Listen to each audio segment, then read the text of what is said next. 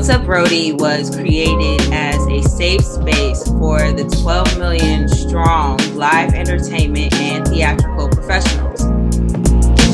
So my goal is to keep the conversations of mental health awareness and assisting with live entertainment professionals and the thriving of our industry, getting back to wherever we can.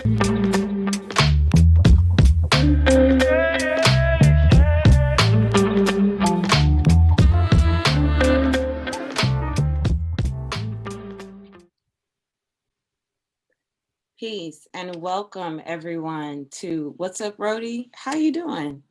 I am Noelle Jordan, creator and executive producer for What's Up Brody. Again, in my career, I am a live event and touring stage manager, lighting designer, and backline technician. I want to welcome everyone to season 2 of What's Up Brody. We're focusing this season on equity in the industry. What's Up Brody was created as a safe space for the 12 million strong live entertainment and theatrical professionals. This is a place for us to come and talk it out, whether we're missing the life, analyzing it, or looking for new careers altogether. This is the space where we will talk about it.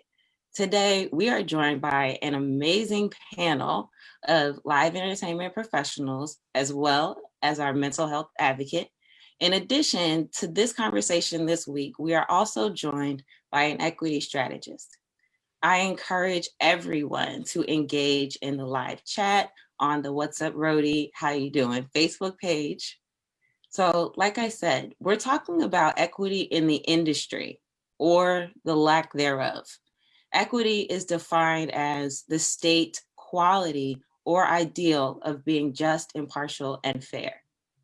Our moderator for today's episode, which is focusing on live concerts, people of color, we have the wonderful Miss April Sampe.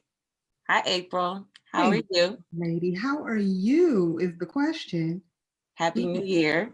Happy New Year. I'm so happy to be here, and thank you so much for having me as your moderator. Listen, again, what's up, Brody? How you doing? Now that we have a better concept and understanding of equity, let's meet the amazing panel so that we can dive deep into an amazing discussion. So first, we have Malik Hayes, who is an audio engineer and production manager at the historic Howard Theater. He's worked with Jasmine Sullivan and Tinashe. How are you, Malik? I'm fine, thank you. How's everybody doing? Awesome, awesome. We have Jamari Braddy, audio engineer, stage manager, and backline tech, who's worked with JID. How you doing, darling? I'm here. How are you? Same. We got Noelle Jordan. She's the lighting designer, stage manager, and backline tech. She's worked with Faith Evans, Layla Hathaway, and most recently, Rod Wave. She's also the creator and executive producer for What's Up, Brody? How you doing? We also have James Poet, our mental health advocate. He's also a managing partner and musician for FutureBandDC, LLC. Hey. And we have Dr. Gary Knight, our equity strategist, my apologies, a graduate of Hampton University with a degree in business management. Dr. Knight is currently working in a role of an assistant superintendent and a senior director for equity and strategic initiatives. That's a wow. And hey. Hello, how are you? I'm awesome. I'm so happy that all of you all are here. I hope you had a wonderful holiday season. Does anybody want to tell me what happened during their holiday? Did anybody eat anything that they shouldn't have been eating? A whole bunch. Holiday was beautiful, man. Got to spend time with the family. Started this week off great. My birthday was on Sunday, so, feeling good, feeling healthy. I'm excited to be here, to have this conversation with you guys. I do think this topic is very important. So I'm really here to just build with everybody here and just to learn from everybody's experiences. Well, happy belated birthday. I hope it was magically awesome. Anyone else want to tell me about their wonderful holiday season? Definitely spend more time at home than I have in previous holidays. That's And what I was thinking. yeah. Everything was a lot more finite than in past years. So I knew exactly where I was going to be at for this holidays, and compared to other years, not knowing like, oh, might I get a call? Might I have to explain this to family?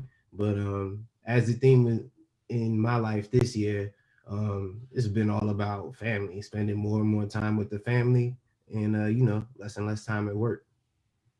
I'll add to that. A lot of times we hear about people on their deathbed and they don't talk about all of the money that they spent or the material things that they had. The one thing that they do talk about is the fact that they wish they had more time with their family. So I can say that this is the one thing that this pandemic has provided us is more time at home, more rest, and more time with our family. So again, kudos to all of you. Thank you all for being here.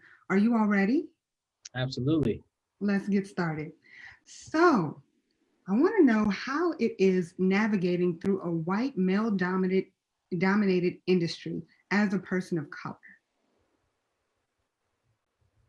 Anyone can get started. I'm sure I'll step out there. I think that just being in entertainment is kind of parallel to a lot of industries. You know, a lot of the industries that we are in, even outside of entertainment, is a mainly uh, white person's world. Just to kind of be straightforward, there's definitely inclusion and diversity programs that are in place for different industries, but specifically with entertainment, you know, we've seen a lot of just shade to, to I can't find a better word, but a lot of shade in certain areas. You've seen like the Grammys and how, you know, in one arena there was only like 5 women directors who were considered as a nominee for Best Director, and so there's just areas that you know I think we're getting better at having the conversation, but the conversation and action is just two different things. So just a lot more that needs to be done. I actually want to agree with you on that. Now, you talk about the Grammys. I want to be more specific about events that you all have been a part of, or have you been a part of the Grammys working behind the scenes? I've been to the Grammys. I performed at the Grammys. Mhm. So I guess that's why it resonated with me when I was just reading up on that. Specifically, more recent.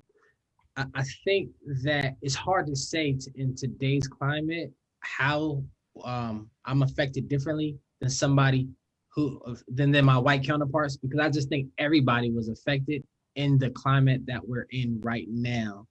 But prior to COVID, I think it is limited opportunities for people of color, and I think we're all, you know, fighting for those opportunities. And so um, that is kind of the hangup. It's just the opportunities just aren't there for as many talented people in all areas of entertainment, whether it be lighting, whether it be the background, whether it be singers or performers. It's just not a lot of opportunities. So it's a tough space to be in. Does anybody else want to add to it? April, when I think of that question, I think of it in a broader sense of in terms of how we navigate in society, which is pretty much white male dominated, and how often we think we have to conform or assimilate or white is right. So how do we talk the talk, walk the walk, and be more aligned to the colonized idea of what we should be, and not always showing up in our true form and celebrating who we are and what we are. Um, and that's some work that I myself continue to do, recognizing that there's whiteness that lives in me, and whiteness refers to the ideal in our minds of white is right, or that the white supremacist way is the white way of doing things, not recognizing that the history that we have and the richness of our history speaks for itself. And how do we highlight that and bring that to the forefront and not be hidden in the shadows of the white male? So, how would you highlight that? By doing what I do and doing it well, creating a platform where there are like-minded individuals such as this group right here, where we're highlighting who we are, what we are, and what we bring to the table. I love it. Malik, let me hear you weigh in. Okay, so I have to agree. It is like most industries in our country, it is white male dominating. However, I will say that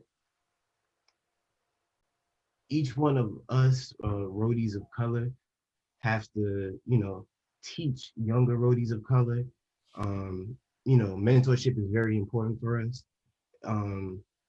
And that's, that always gives somebody else, a foot into the industry that they might not have had before. I know I was fortunate enough to have great mentors that was always able to teach me and, put me in the game. Really, that's what everybody wants, to be in the game.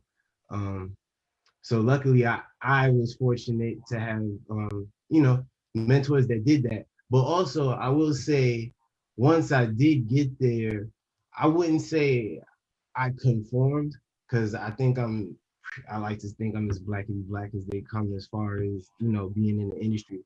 I don't think I conformed to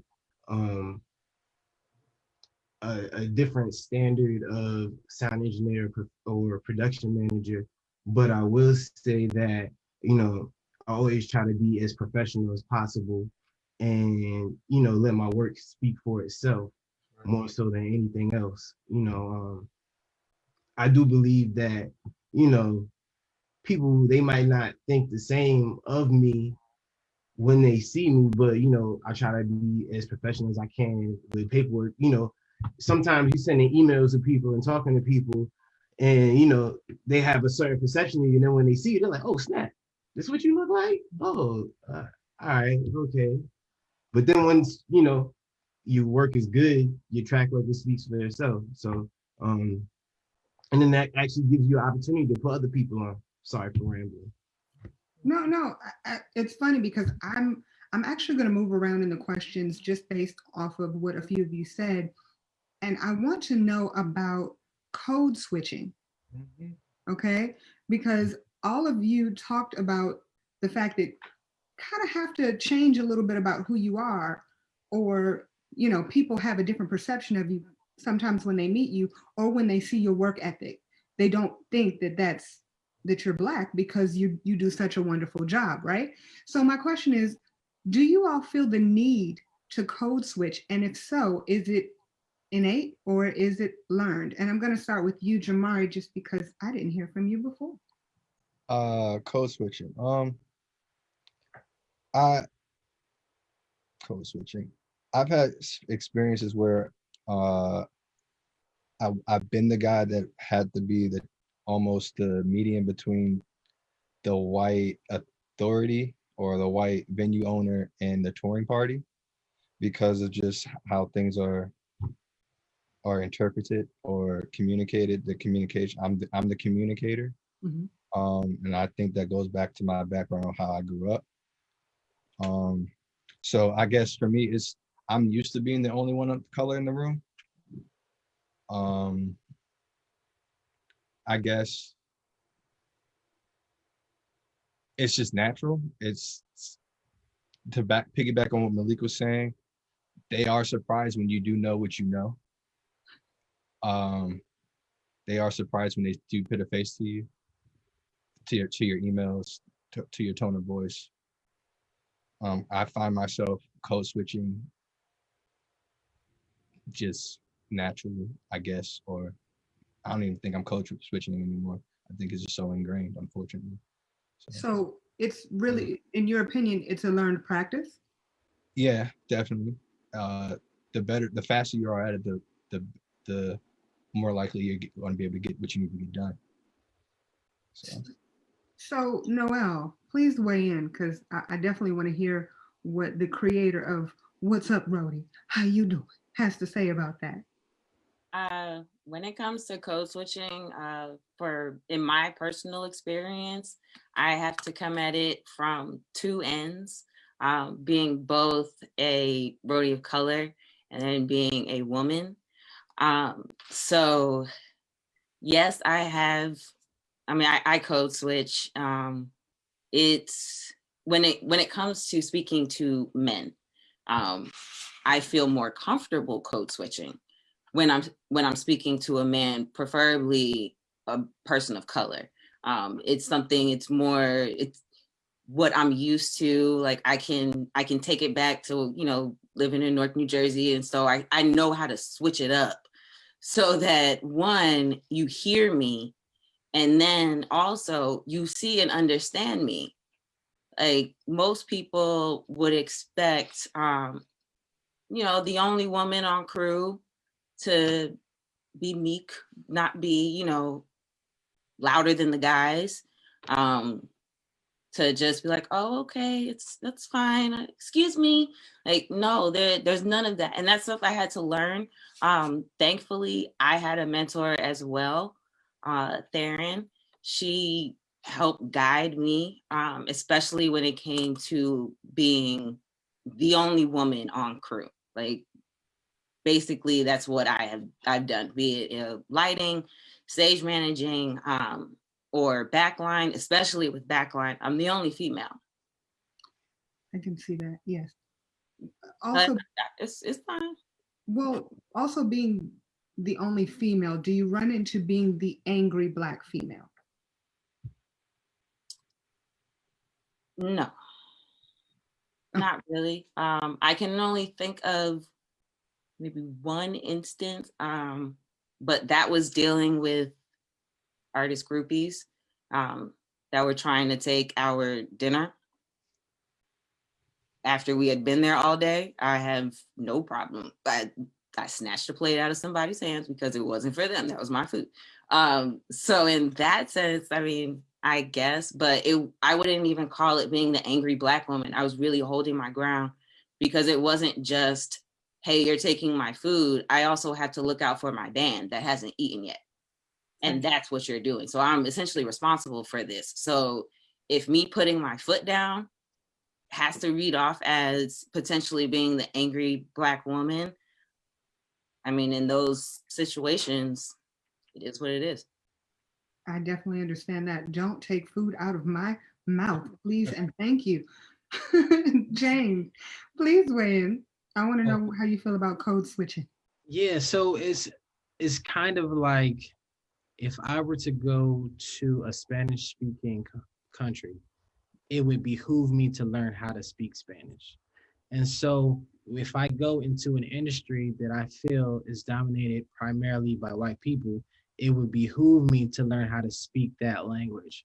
So yes, I do feel like that there is an African-American vernacular that I'm very much more comfortable speaking with when I'm talking, having a conversation with Dr. Gary versus if I'm at my job or if I'm in at a gig or a show and I'm dealing with somebody that I know just doesn't have the same cultural background as me.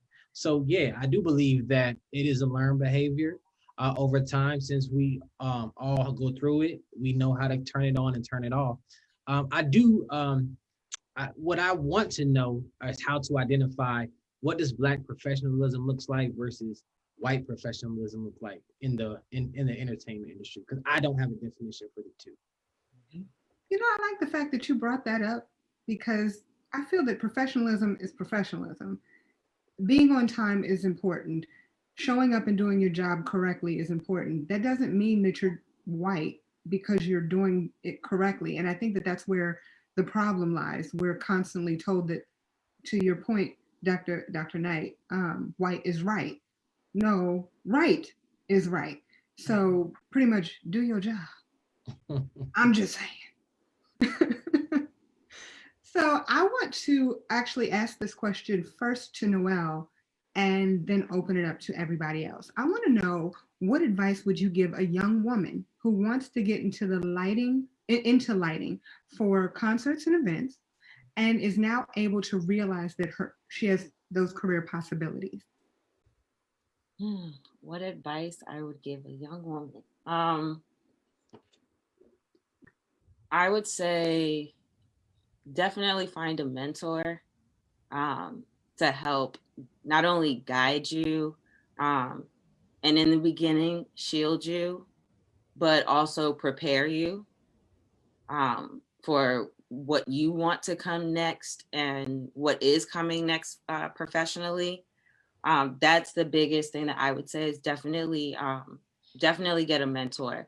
And if it's off of seeing, you know, my profession as, excuse me as a professional as an example, I would say you can do it. Like, you can put your mind to it. There in lighting and in production period, there's no way to teach a boy versus a way to teach a girl. Like, it's the same. The concept is the same. The process is the same. So it's first eliminating that and not feeling small, because we can shrink ourselves when we don't see anyone that looks like us. So my question, I want you to talk a little bit more about one of the things you said. You said getting a mentor, which I think is definitely a must. But you also said so that she could help shield you. What is that shielding for? That shielding, I can only speak from my personal experience. Early in my career, I made a mistake, made a bad judgment call when it came to going to work. And she was the one who first let me know that this industry is really small. If you don't think that I didn't hear about what happened, you're tripping. She's like, don't let that happen again. She's like, if you don't think that if I'm talking about it, they're talking about it. And you have to understand that. So it would shield me from really walking blindly into my other, coworkers and thinking everything's good. And they're not going to tell me it's not. They're just not going to book me. Mm-hmm. But if you have somebody that's on your side, that's on your team, that's like, hey man, that wasn't cool. Don't let it happen again. One thing mentors have repeatedly told me is fail forward. Like, if you're gonna slip up, you better learn from it and don't let it happen again. Yeah. So that's what I mean by shielding. Okay. Gentlemen, who wants to weigh in on that? I'll weigh in. I'll say if I've been shielded by a mentor, I say my mentors more so have shielded me from myself. So you could just use what Noelle was saying for an example, just being naive in the industry. But I think of more so my mentors getting on me as them literally, if you don't know better, you won't do better. Mm-hmm. So your mentors, letting you know that. I think of that as them shielding you from yourself. And I know when you're young, at least for me, when I was young and first getting in the industry, I was really, really eager and really, really ambitious, and I tried to do too much and try to show too much and try to prove myself. And so sometimes, your mentors, they tell you, yo, pump your brakes, son. Like, yo, chill out. Like, they're saving you from yourself. That's how, it was for me. My mentors would save me from myself instead of me making bad decisions, just being naive. They're actually telling me, like, do better. But I understand you didn't know better, so I couldn't expect it. But now that you do know, it's over next time. Like, don't make that mistake. I have to say, in this industry, it's hard to find a good mentor that's willing to work with you and willing to show you the ropes, because a lot of times they don't want to help you or push you in that right direction. I'm going to go back to that in just a second, but I do want to bring it back to the original area of focus, which is if as far as the advice that you would give to a young lady who's looking to get into the lighting industry. So what type of advice would we give to that young lady? And really, now I'm thinking, does it have to be a young woman? Based on what Noelle just said, what advice would you give your fellow person of color coming up in this industry? Although I'm not in this industry, two things come to mind for me that I would like to share. One, always hone your craft, right? Be the best that you can be at what you're doing. And the second for me is exposure, exposing yourself to counter stereotypical exemplars, right? So normally speaking, we may not have in proportionate numbers the amount of females or Blacks in certain industries, but let's find where they are and let's continue to expose ourselves to who they are and where they are, and use that as a mental model as we're continuing to hone our craft and push ourselves forward to make our name in whatever industry we're working in. I love that. Be the best, just period. I think that sometimes we miss out on that, and we are just doing just enough to keep our jobs, as opposed to doing just enough to make sure that our names are always ringing in the ears of whoever the big boss is. Right. Person who's going to keep us paid. Hello and hello. That's right. I'll actually move on a little bit. I want to know how common it is. So speaking of what we just talked about before, is in the industry for those who have progressed in their field to not pass down the baton to the next generation of roadies or production personnel.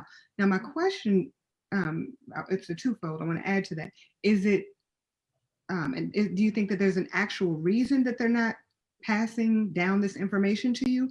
Or do you think that they just don't give a, do you think that they just don't care? I'm away in. I think it's one of those things where when they were first getting started, they didn't have somebody, or it's a learned behavior. It was a competition. They see, well, let me start over. Information is power. Mm-hmm. So knowledge, like you honing your craft, learning as much as you can learn. Mm-hmm. Information is power. So if they have something and that's keeping their job and that's keeping their name in other people's mouth, and they see you as a threat, because as people of color, we're looked at each other as a threat.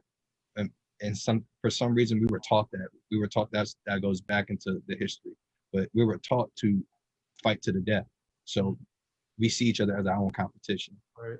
It's not, I don't think it's on purpose. I just think it's a learned behavior that can, if you don't know, you don't know you're even doing it. It's survivalism, I guess.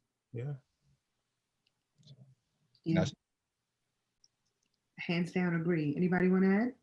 I think in some cases, because there's not a training manual on how we got into certain opportunities, we don't know how to regurgitate the information in a way that to develop somebody. I know that there were people along the way that I reached out to as for mentorship, and one, because they were just so deeply involved in it, they were so tunnel vision on what the next steps were that they couldn't tell me all the things that they did to get to where they were in that moment. And so because of that, I think moving forward, it is important to just identify ways to document or have paper trails of how you were able to do things, so that, you know, it isn't so hard to be able to be that each one teach one type of person. I love that, and I think that is now that should be the new norm. We should all just, this is going to be a new like classroom setting, and we're all going to get together and do a manual. It is done. I have spoken. Malik, yes. You want to add to that? I'll say for me, in my experience, it is harder because there is no exact manual or book on how to make it in the industry. So that is hard. But as for me, I was fortunate to have mentors that put me on. And me being a community-minded person from before I even got in the industry, naturally, once I got in the industry, I'm thinking, yo, how can I put my people on? Like, that's just me. I'm always, if I get in the door, I'm trying to open up the windows for somebody else. But That part. that's just me. Everybody else isn't like that. But I think, you know, there's just grimy people in life. So there's going to be grimy people in every industry. Yeah. I have something to add. Actually, like as I'm writing it down, Malik, you said it. It was something actually Jamari and I were speaking about how we will fight to, you know, somehow get in through the back door so that we can open up a window for our peers. But then you run into, but why can't I go through the front door? And they feel like, you know, we should give it to you all on a silver plate. Like you can't climb through this window. I picked the lock on the back door. Facts. So there's also, we also are combating that. Like it's also how it's received, not only how it's offered the help. Like sometimes people don't want you to help them. They want you to do it. And then put their name on it, or tell whomever, oh yeah, they did it, or they helped me. Yeah. So it's also, you know, people want to ride on your coattails. So one thing that I constantly hear, and I just wanted to add to this, is if Black people or people of color do something bad, then it's messing up our whole race. All of us have done it. It's our fault. All Black people are just mess ups. I'm sorry. I speak in, I say negative things sometimes. Talk about me later. But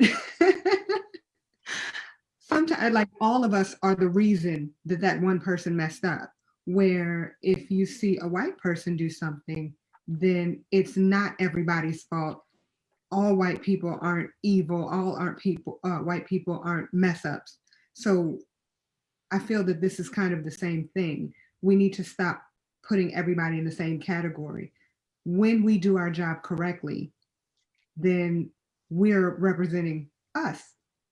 I hear a lot of people say, I'm not going to use that Black businesses anymore because one Black business messed up. There are many more Black businesses out there. There are many more Black musicians, entertainers, business owners out there. So please stop doing that. Did you want to add anything, Dr. Knight? I think everyone pretty much covered what I was going to say. I think it's just, does the crab in the barrel syndrome exist? It does, right? And how can we get to a place where we're more willing to compliment as opposed to compete, and recognize that we all have something to contribute and there is space for all of us? And, you know, dimming my light is not going to make yours shine any brighter, right? So how do we come to a place where we're comfortable with who we are and what we have to offer, and comfortable with the next man as well, and help him or her to succeed as we too are succeeding? That's the challenge. And that is a challenge. How would you feel that we would identify inequity? Inequity in what aspect? As opposed to just the people that how we're looked at, how we're perceived.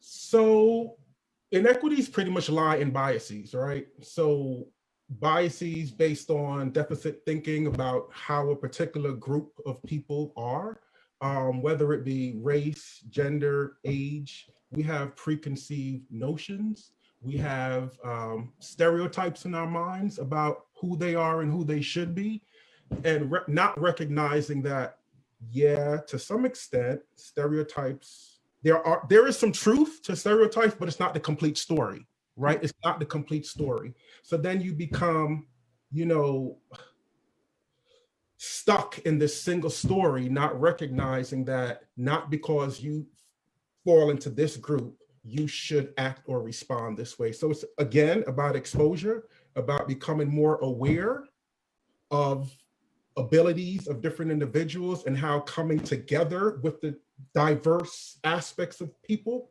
can make this whole ship run more smoothly. It's not necessarily about, oh, my biases, oh, because this person is Black and I've gone into this store and they gave me bad service. Now, all to your point, all Black services. No, you went in there with the conceived notion. So when you had that experience, it confirmed your bias. That's what happened there. That was confirmation bias. So now what you need to do is go into 2, 3, 4, 5 more stores and have a counter experience to what you just experienced. Wow, and yes. So then what can allies do to curb the disproportionate statistics? You know, can I just jump into that real quickly? I don't know who you're posing that to, but I appreciate that word allies, right? But I'm more appreciative of co-conspirators. Okay. An ally is someone who, let's compare a non-racist to an anti-racist, right? A non-racist is not going to go out of their way to do anything negatively towards you, but an anti-racist is going to go on that field and fight on your behalf. An ally, they get what you're saying, but the co-conspirator is going to fight on your behalf, right? Whereas an ally is just like cheering for you, the co-conspirator is going to go out in the field and help you fight that fight. Yeah. So as a co-conspirator, I want you to use your platform because your platform is different than mine, right? Depending on race, gender, whatever the intersectionality is, to speak to the people that look like and sound like you, because sometimes they hear it differently coming from someone that looks like and sounds like them. I love that. And so I'll ask the others on this panel, as it relates to the music industry, I'm sorry, as it relates to entertainment as a whole, what do you feel that ally or co-conspirators could do?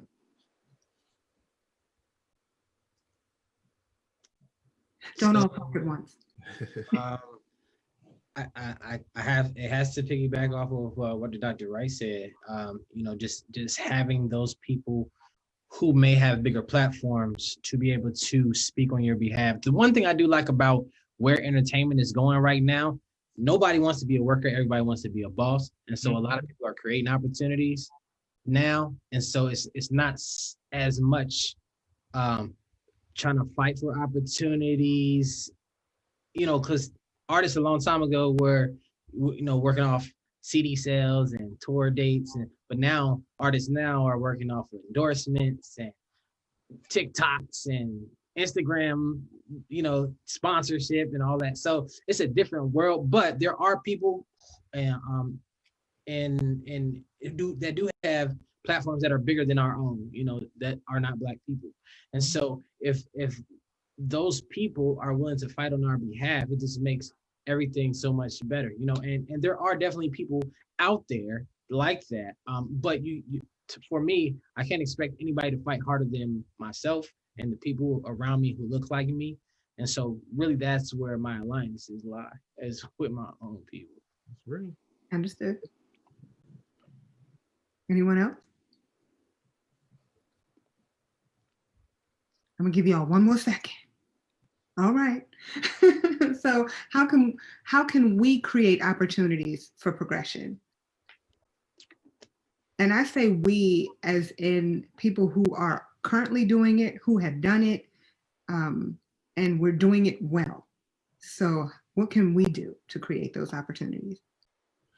I say one, agitate the system, meaning that if the system currently has inequities and disproportionality in representation, agitate it, push it, make change, be a voice.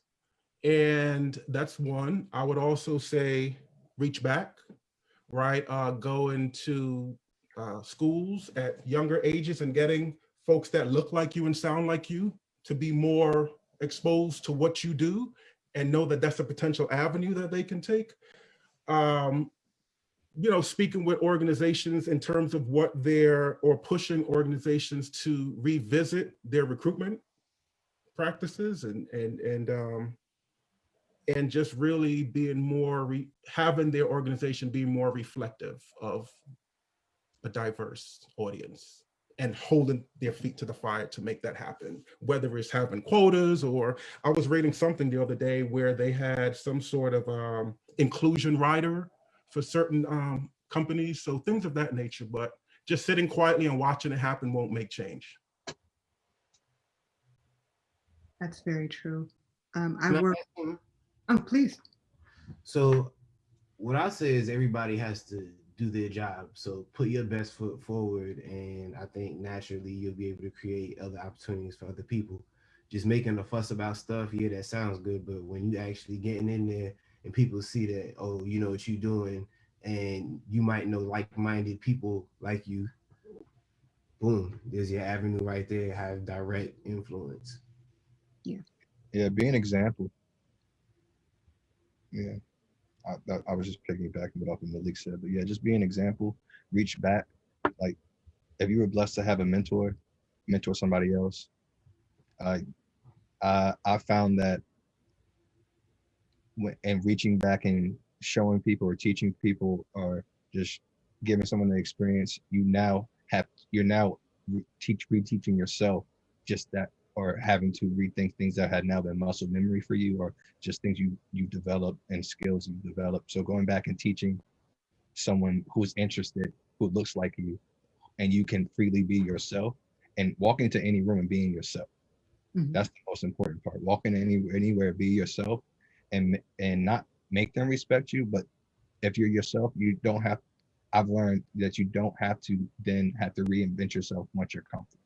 They're not surprised by it. You walk in there comfortable and confident in what you can do and your ability. Then, yeah. So. Can I also add and create a manual on the way along the way? Yeah, write things down. That's I found that really important. Writing things down, because then when you leave or move on from that situation, because I don't think anybody is going to be in the same spot for the rest of their lives. But if you're going to put a system in place, write it down so that somebody behind you can follow it. I wish I would have done that. And I know that there are a lot of us that wish we would have done it. But I think that starting from this point, moving forward, that definitely should be a best practice. As it relates to live concerts, what has been your experience working for a diverse versus a non-diverse company? That's a loaded answer. It's very loaded. It's layers.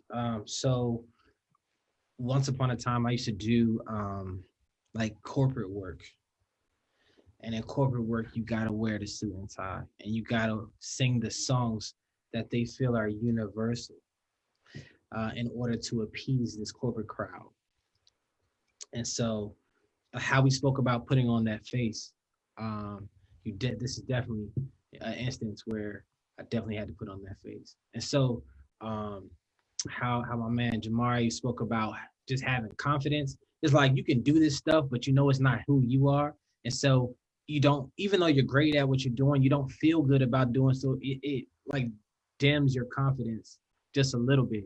Versus when I'm at the Howard Theater with Malik and I'm just doing my own thing with Future Band, I just feel, one, I feel good about the people I'm looking at around me, who I'm working with to put on the show. And then two, since I'm able to be who I am in front of my people, it just makes my confidence feel a lot better because it feels authentic. So it's a big difference in the two. Yeah. Anyone else? Noelle, I know you have something to say. I'm actually thinking about that. And I think I had mentioned this in a previous discussion last season, but my experiences, I started at Howard University and in Crampton, and then I, went to the Howard Theater and was there for some years, and really getting to the Fillmore, that was my first non-diverse venue. I didn't really think anything of it. I was just like, okay, I'm going to work. It's whatever. It is what it is. Like I want to work here. I want to get this experience because it'll help prepare me for getting on the road. That was my mindset. And then I remember there was one shift, one show where I think it wasn't until like our dinner break and we were sitting around eating, then I realized like, I'm the only Black woman probably Black person here. And then you have those shows. So that happens, and it usually happens first. And then, you know, sometime later, like I was able, you know, Crescent was able to come in and work at the Fillmore as well as an audio engineer. And then it came a shift, and we were like, wait, it's all Black people. So seeing it both sides, like first, like I was sheltered in, you know, coming up in Black venues. And then that hit me, but it really took me a minute. My mind wasn't even there. It was just a sense of nothing looked familiar. And that's when I realized, like, oh, yeah, it was bound to happen. I have a question. Yeah. So I guess I feel different about it. The gear is all the same no matter what color the crew is. So like my console's still the same no matter what. Like I'm going in there, if I'm mixing a show, like I'm gonna mix the same show no matter who the crew is around me personally. Like I'm gonna go about it the same exact way pretty much. That's just me. So I mean, I'm not changing anything for real. And when I'm going in there, I mean, yes, I have predominantly worked with majority Black crews, but when I have worked with white crews, it's been the same exact thing. And I've always come, I mean, I personally think that, you know, sorry to say it, I mean, it might be something that we're a little bit better at. So as far as working with our music, so yeah, I never felt like I ever needed to switch up who I am and what I do, my practices for anybody. I like to think like, yeah, I was me, like every step of the way. I've been consistent. Of course, you know, you gotta mature over time. I'm not saying like, you know, you do wild stuff, but I go in, my mindset is my mindset no matter who the crew is and where I'm at. So what I'm hearing from you is be the best no matter who you're working with. Yeah. And, you know, I think that we should all live by that. And I'm sorry to say, we were talking about it earlier, that's not always the case. And I think that anybody watching this should definitely take that, which exactly what you just said, Malik. Don't change who you are. Go in, do a very good job, do your absolute best, kill it, and then, you know, show everybody that it doesn't matter what color you are, you're always going to be the best at what you're doing. Make sure that you make a name for yourself. Does anybody else want to add? I just want to add to what you're saying, April, because you're absolutely correct. And does racism and bias exist? It absolutely does, right? But let's not be too quick to pull the race card, right? When we have not fully shown up. Yeah, exactly. What we are expected to do. So yes, I agree. Yeah. Jamari? So I'm going to take that as you have nothing to say. I mean, yeah, I agree with Malik. I agree. Because I know both of those venues very well, and I know both Malik and Noelle. I understand both. Those are who I consider them two like my older brothers and sisters in this industry. I grew up under Malik. Watch pretty much. He gave me my first job pushing speakers, carrying speakers. Honestly, so I understand where he's coming from. Unfortunately, sometimes you can go in there and do too much. And I guess that goes back to where having a mentor shelter you and not when you're the only one on the crew, you don't know you're doing too much until it's too late. Yeah, you know this console like the back of your hand. Yeah, you know that rig like the back of your hand. But the people who don't look like us, they don't. But they're all cool. You're coming into the gig, you're coming into that crew. You can, if you outshine somebody, no matter how good you were, it's about can you can you coexist in their community? So unfortunately, you can outshine, you can do too much, and it's unfortunate. I've experienced that. I've done great jobs and I've got compliments and then never received another phone call. I've had people not shake my hand until I listed all the things I knew how to do. So it's a catch-22, and honest, I think this is a great conversation because it talks about everything that has to happen, like the mentorship, the being confident, the protecting yourself, protecting your brand. So yeah, I just agree. I agree. I agree. Yeah. You know, I'm glad you actually said that, because again, it brings us back to where what we were talking about in the beginning. Of course, you just said it, mentorship and how important having a mentor is. I think that that's one of the biggest things that we're taking from all of this is find a mentor, find somebody who knows this role and who knows how to do it and do it well, and who knows all the ins and outs. So, you know, again, anyone who's watching, please make sure that that's your first step. That's step number one, and that's going to be the first line in your manual. So, last question. Oh yes, please. Sorry. Step number 2, I say, is be approachable and realize you don't know everything, and be willing to be teachable. That's right. Oh, that is yes. Yeah, Hey, write that down. yeah, just because you got a mentor and they're shelling stuff into you, you got to also realize when you're being a bonehead or you don't know enough. Yeah, you know the newest stuff, but you don't have the experience, and that's what you need a mentor for. So sit down and shut up. I've had to learn. I'm going to add to that, just because you just said be approachable. People don't quit their jobs, they quit their boss. Managers, yeah. Okay. And in addition to that, people fire the person that they hate. So please definitely be approachable, be someone that a person wants to be around. So I'm glad you brought that up. And that is 100. That should be number one. Okay. Flip it around. Dr. Knight, did you have something you wanted to say? No, I think you all hit the nail on the head with that. Just, find a mentor, and at some point, prepare yourself to be a mentor. Well, so lastly, do you all feel that there is underrepresentation due to non-regulation? And if so, why or why not?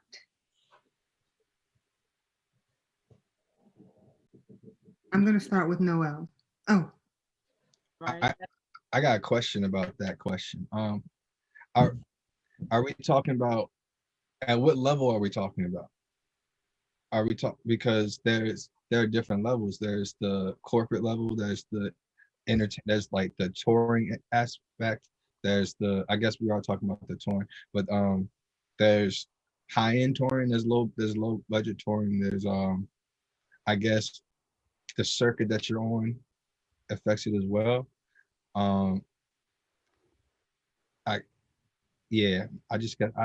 Maybe I should just be quiet. This is one of those moments. No, please talk it out. So I'm going to say for live concerts, and let's say high end, because let's be real here, everyone on this panel is high level. So from a high level live concert standard. I don't think on high level exactly, but okay. Come on, Malik. Right.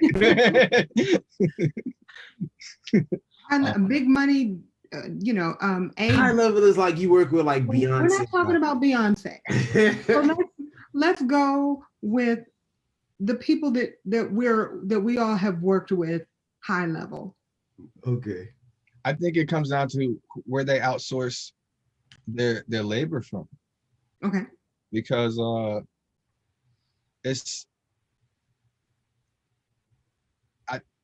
I think it's about where they outsource their labor from, because if their label or whoever is funding them has a community of people that are community of of companies that they call, and they're going to call their people, then I don't think regulation, unless we're talking like something like minority businesses.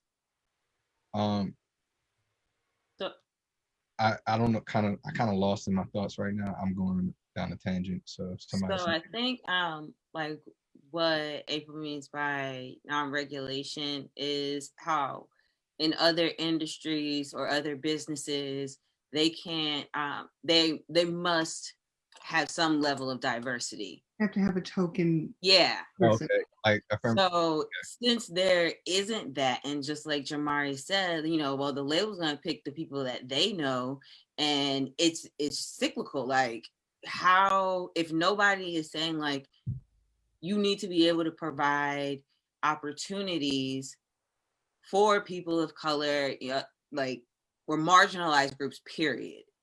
Mm-hmm. That's what I think. Am I right? Mm-hmm. That's what I think she meant by. So I'm going to ask you, Noelle. Do I feel that there should be? Do you feel that there is underrepresentation due to non-regulation? Do you feel, as far as not having enough people in your field because of not having the more token Black people or more people that look like you in the organization? So, like, for instance, you all were talking about working at Howard Theater versus working at the Fillmore. So working at the Fillmore, and I don't really want to use those because those are ones that you constantly work at, and those are ones you know. But looking at a place like the 930 Club, for example, in the DMV, looking at a place like, for some reason, just because I moved out of the DMV, I can't think of any places. Also, everything's closed. Constitution Hall. I would say from me working at the Howard Theater and seeing Malik give opportunities to anyone that came in that just wanted to learn. Though, like, that way of going about it, it made it easier for people to get like acclimated into the industry, see if this is something they wanted to do, they could learn from us. But at other venues, not only in the DMV area, I feel it's just, I'm losing my thoughts. I'm going to talk about all of you later.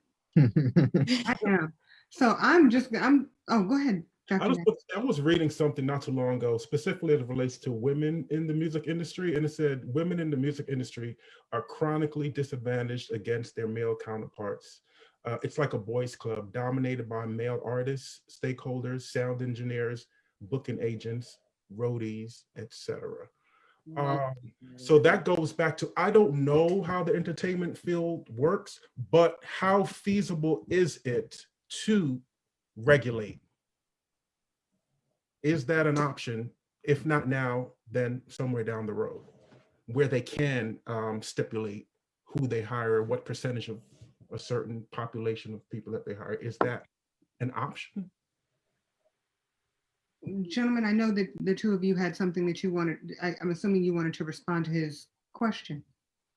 Yes. So as far as regulation goes in the industry,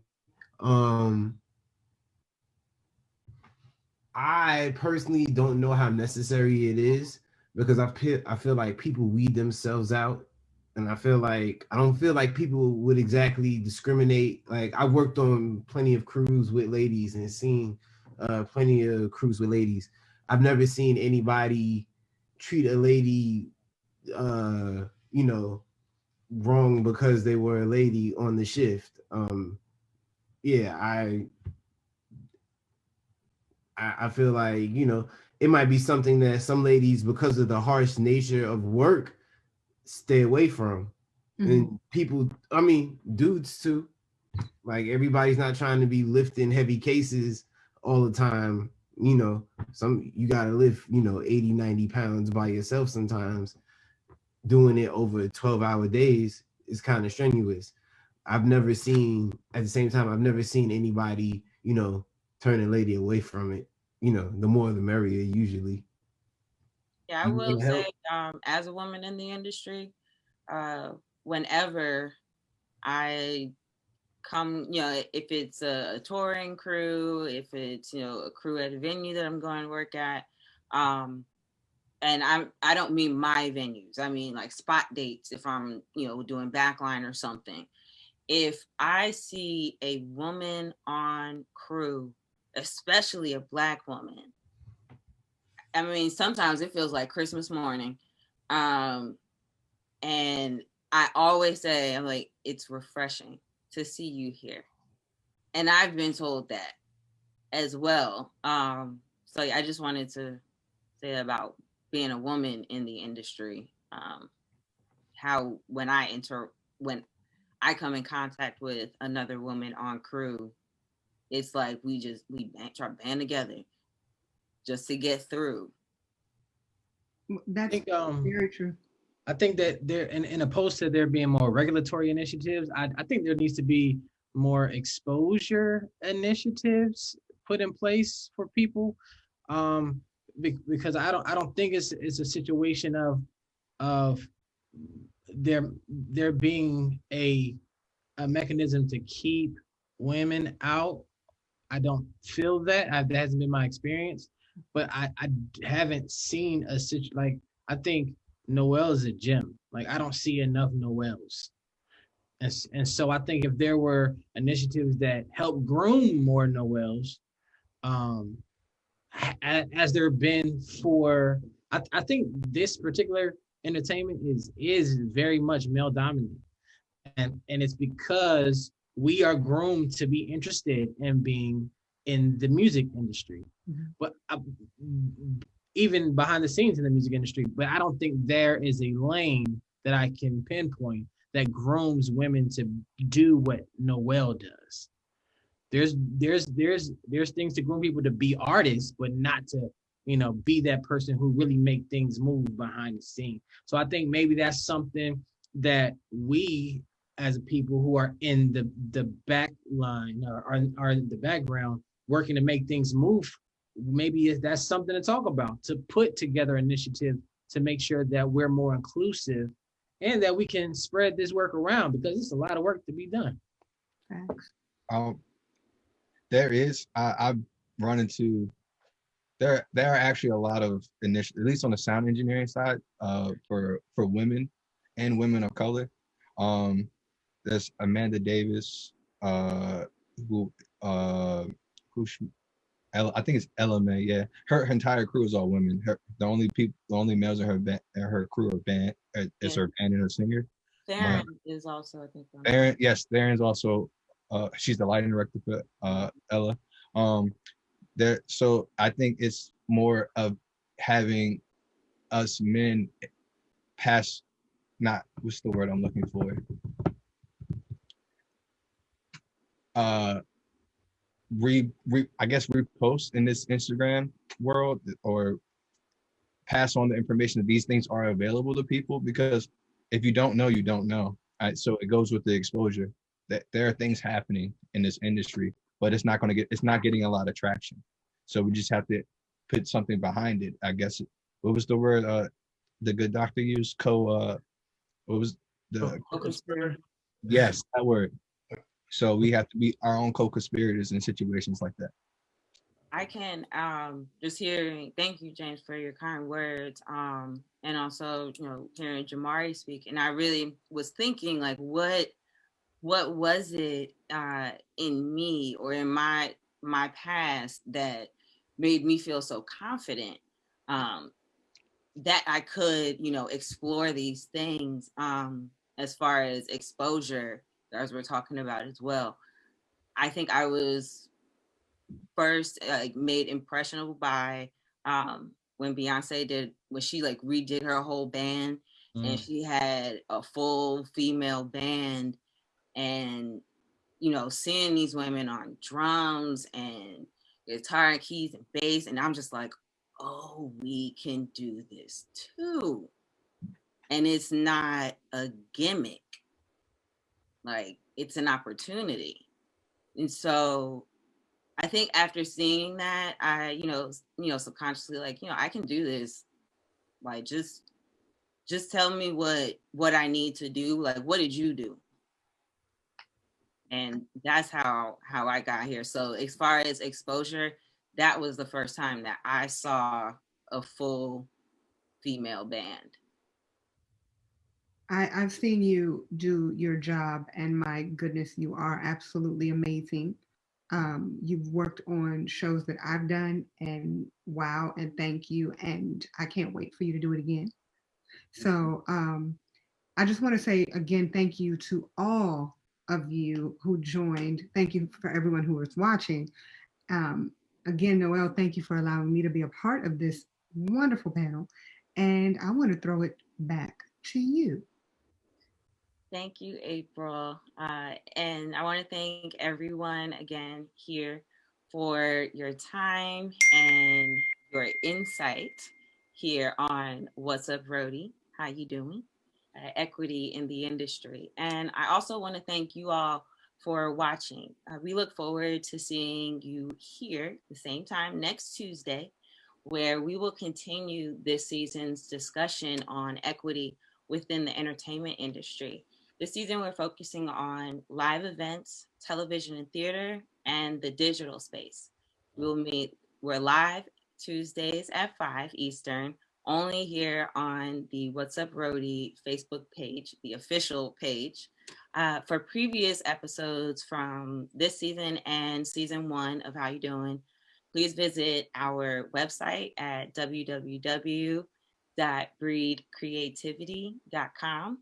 And finally, we have a new addition. We invite everyone to join the What's Up Rody show recap. We're going to be doing this on Clubhouse every Wednesday, starting tomorrow at 8 o'clock Eastern. So again, I can't thank you guys enough. April, James, Malik, Dr. Knight, and Jamari. I appreciate all of you. And I know I'm not the only one. I'm sure this message is going to reach a lot of people. So thank you all and have a good night. Thank you.